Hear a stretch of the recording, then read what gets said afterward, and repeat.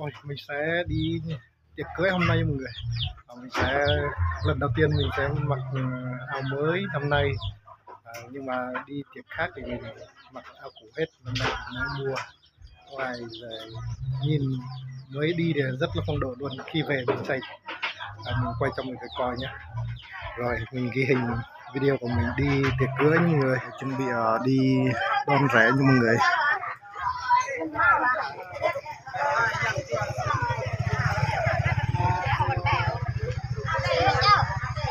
Toàn là mấy người toàn đồng phục người dân tộc của mình hết người.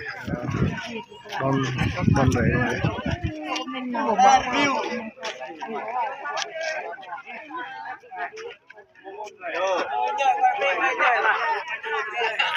Keluar lah untuk bơi kayak keluar.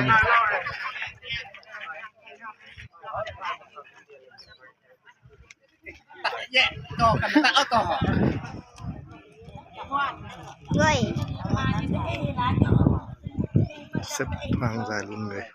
Sẽ chuẩn bị đi rồi.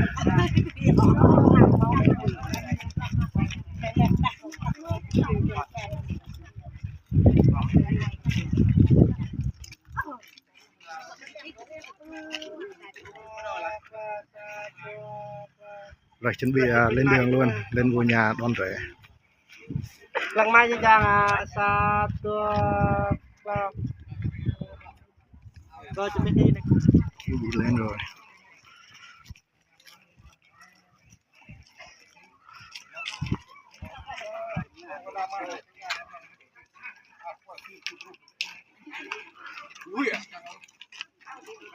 Yeah. Hai rồi.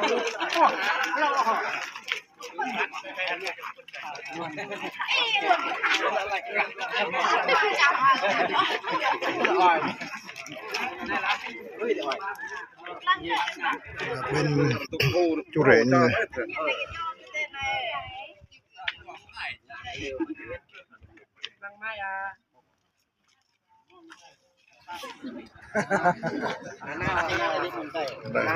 Đã đi vào nhà đón rể.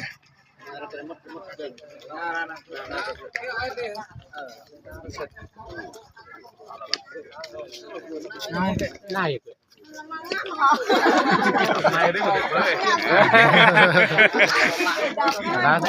Lồng cái nhùi đấy, lượt gì nhùi. Lớp làm gì không?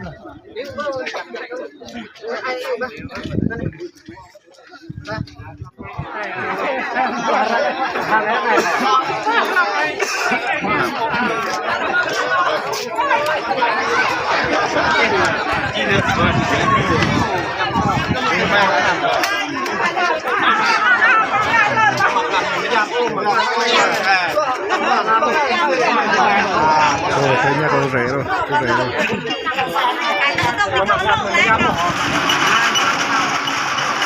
Rất gần là ngọ màu mày. Tội mày.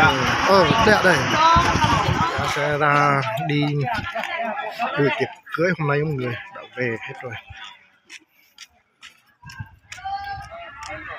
Tentuan ya anak tetap berarti. Mặt không này kìa chặt đi về cái lều rạp của mình mọi người.